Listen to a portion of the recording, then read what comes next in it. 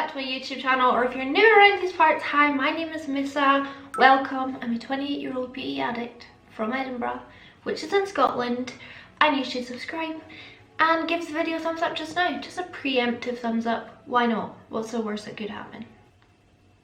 Today I'm going to do a tag video, and I'm not sure kind of if this already exists. I did like search this exact term, so I'm very sure something like this, like similar, will already exist and questions like these will already have been asked. But I just kind of thought questions and I asked people to send me questions, and I'm just going to answer those questions. I came up with this like a few days ago, maybe like 5 days ago now, and I can't remember what they are, so I'm kind of looking forward to answering them, especially because like I feel like I came up with some good questions.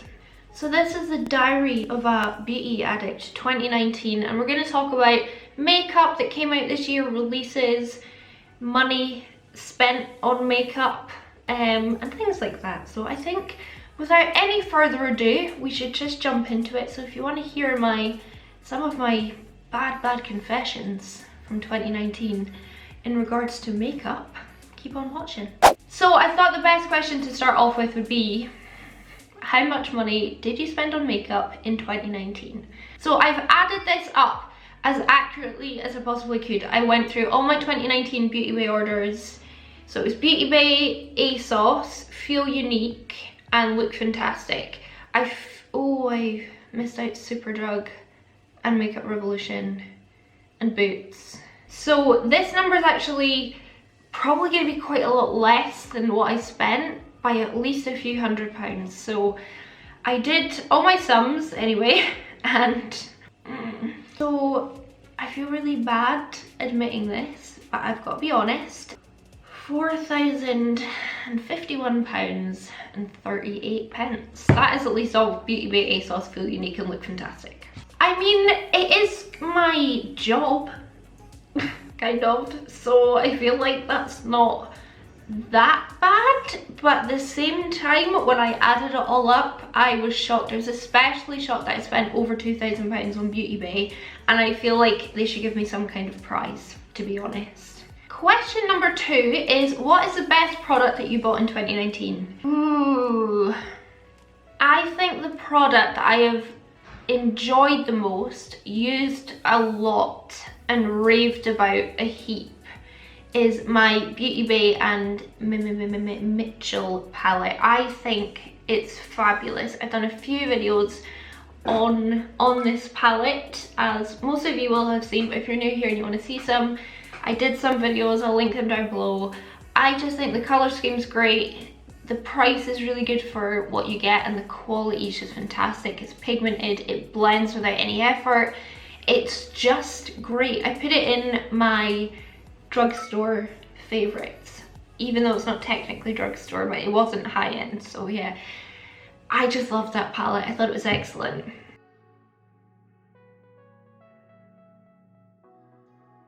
Question number 3 is, what is one thing you wish you hadn't bought in 2019? Oh, I've actually got 2 things. Yeah, there's 2 things I wish I hadn't bought this year. It's because I've had them both for a while now, like at least a month, and I haven't even touched them. I haven't at all been excited by these products, and I spent a lot of money, added together over £100. So the first thing is my Natasha Denona Sunrise palette. I bought this because I wanted to test the quality of her eyeshadows, and I still haven't. I've swatched a few shades and I really wish I hadn't. I wish I hadn't touched it so I could give it to someone else. And I know some of you will be like, oh, give it to me, I'll take it, or I don't mind that it's swatched. I probably will just give it to my sister-in-law, so it's not going to go to waste. I might try it once since I have touched it, but when I purchased it I was really excited, and when it arrived I was quite excited, and then I've just been so uninterested by it for some reason, and I don't know why. And it was £60, which is a lot of money. And the second one is a palette as well, I don't know if I said that. I bought the Melt Gemini palette. This is, I do still think this is really beautiful. I haven't touched this, so I've not even swatched it. I do love the colour scheme, I just think it was too expensive. I think it's £48, and the fact that I haven't touched it is very telling, because if I am really excited by a product, I will use it, and I will usually use it as soon as I possibly can. So I really regret buying these two because, like I said, very expensive, and yeah. Let me tell you, if there's one thing a Scottish person hates, it's wasting money. Question number 4. Do you buy makeup that you don't need but you feel pressured to keep up? 100%, all the time. It's the reason I bought the Jeffree Star Conspiracy palette.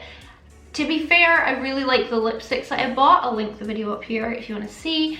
But whilst I like the palette and I gave it a good review and I said it was really good quality, because it's very similar to all the shadows that he's done. And if you know me, you know Blood Sugar is one of my favourite high-end palettes. I just couldn't come up with different looks using it, so I actually sold it to a girl and she was very happy to get it because she missed out on it. So it's gone to a good home and it's gone to someone that really wanted it and really loves it.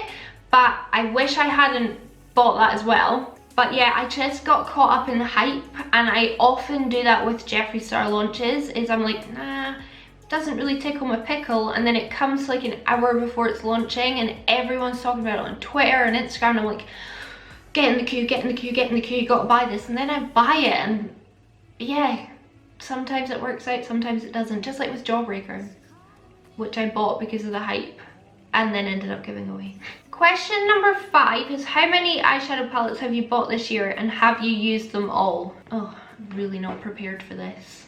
I mean, even just today, I've got 2 new palettes that I bought a couple of days ago in my collection. So let me count. I think I've bought 18 new palettes this year. It can only be more than 18. It's not less because I did count 18, but 19.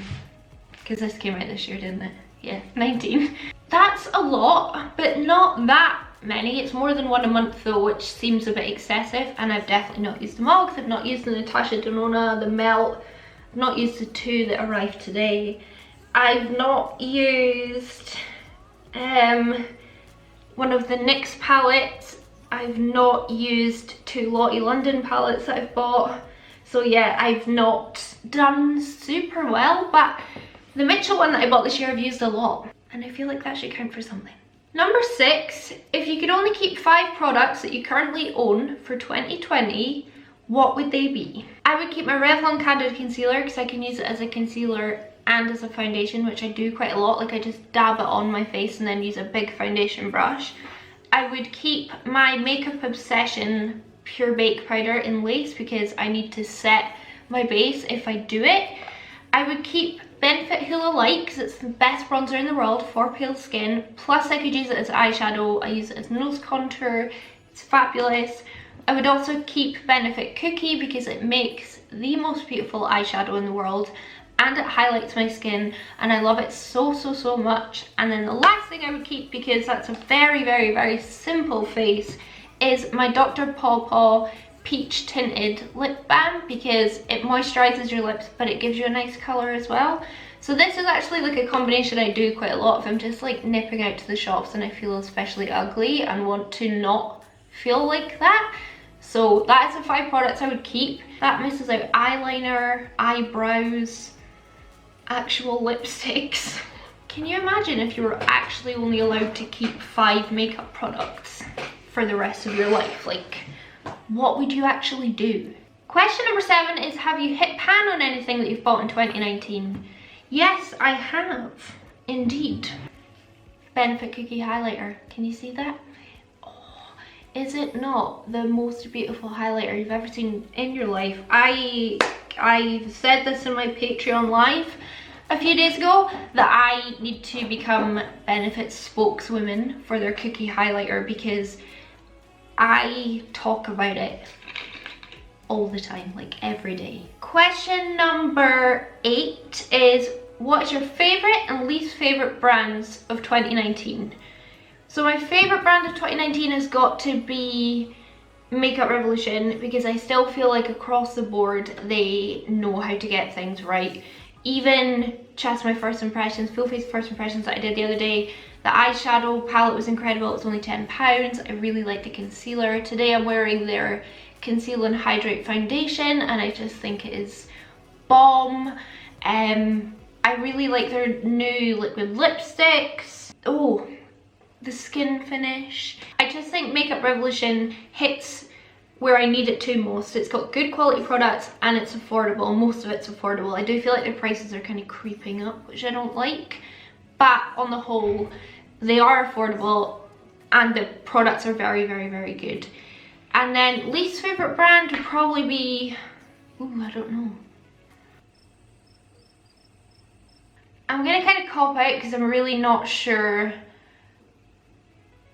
what brands that I've tried that I really like dislike. So I'm gonna say the brand that has never once piqued my interest this year is Tarte. And I think Tarte is really boring and they're going in a bad direction all the time. Even that new red palette that they're releasing is like 2 years too late. So I'm gonna say Tarte is my least favourite brand because I've not bought one thing from Tarte since they released their Shape Tape foundation. So yeah, Tarte is a big no for me, but I haven't actually played with their products this year. Number 9 is, be honest, are you a makeup snob? I definitely am for some things. I definitely am for some things. Like, quite often people will comment on my videos like, I only buy drugstore makeup because it's just as good as high-end, and I'm like, it's not just as good in my opinion. I do feel like for eyeshadows and probably highlighters, I am probably yeah, eyeshadows and highlighters I'm probably the most snobby over, because I've only got a couple of drugstore highlighters that I really, really, really love. The rest are high-end, and I feel like high-end eyeshadows perform way better than the vast majority of drugstore eyeshadows. The vast majority of drugstore eyeshadows are pants, but obviously like NYX, what is all that noise outside? Like NYX, Makeup Revolution, they do good eyeshadows, but not all of them. Yeah, I would say I'm somewhat a snob, but not as bad as other people, so judge them, not me. No, I do, like with foundation for example, I feel like I love way more drugstore foundations than high-end foundations. Brushes, I prefer drugstore brushes. Pigments, drugstore. Eyebrows, I'm very snobby. I pretty much only use ABH or Benefit. If I was a percentage snob, I'd be a 30% makeup snob, 70% not. Number 10 is an easy one. It is, how many eyeshadow palettes do you own? Let me go and count again. I'm pretty sure I'm accurate. I own 110 eyeshadow palettes. I don't think that's that bad. Closing out 2019 with 110 palettes, I think is not as bad as other people again, so go judge them, not me. I'm joking obviously, but yeah, I don't think it's that bad. I wonder how many I'll close out 2020 with. Probably at least double that, but I'm actually pretty good at decluttering my makeup. Yeah, it's fine, isn't it? I did count 37 in my new in drawer that I still need to play with. What can I say? I'm just a sucker for an eyeshadow palette. Who isn't? So yeah, there we go. That's 10 pretty easy questions about my beauty addictions of 2019. Yeah, that is it. 10 questions. Should have had 19 questions, but I could not be bothered thinking of that many or even answering that many, to be quite honest. So please let me know down in the comments how much money you spent on makeup, how many eyeshadow palettes you own, and what your least and most favourite brands are of 2019. I will love reading all of those comments, especially finding out how much you've spent on makeup. So I hope you enjoyed this video, my very last video of 2019. Hopefully it goes up in time because I've got one day to film and edit and clean my house and stuff ready before Christmas. So yeah, I hope you enjoyed it. If you did, please do give it a big thumbs up. Also leave me a comment down below, like I said, be nice, and subscribe, because it's the polite thing to do, and the internet's not a very nice place. Let's make 2020 polite on the internet. That would be nice, wouldn't it?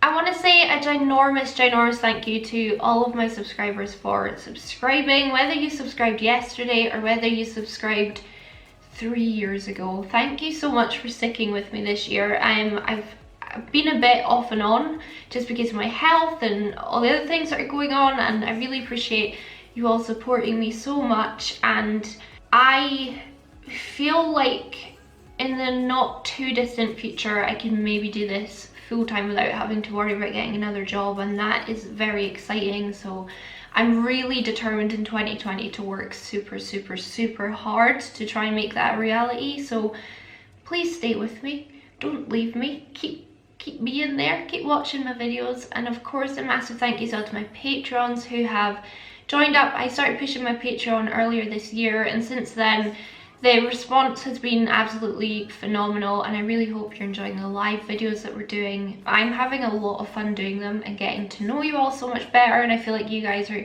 getting to see a side of me that I don't really put on YouTube because I'm not exactly PG on my lives. And if you do want to become a Patreon, by the way, the link is in the description box, and you do get to see me on lives and chat, and we're gonna have a WhatsApp group as well, so it's a bit more interactive and you get to see me a bit more and get to know me a bit better. But if you can't or don't want to become a Patreon, please don't worry about it. Honestly, I get so many messages and I don't want anyone to feel bad, because I know that you're watching my videos and commenting, and that is a huge support. So thank you so much, everybody. I hope you've had a good festive season. I hope you have a safe new year. And on that note, I'm going to piss off and catch you on the flip side, which will be in a new decade. Bye!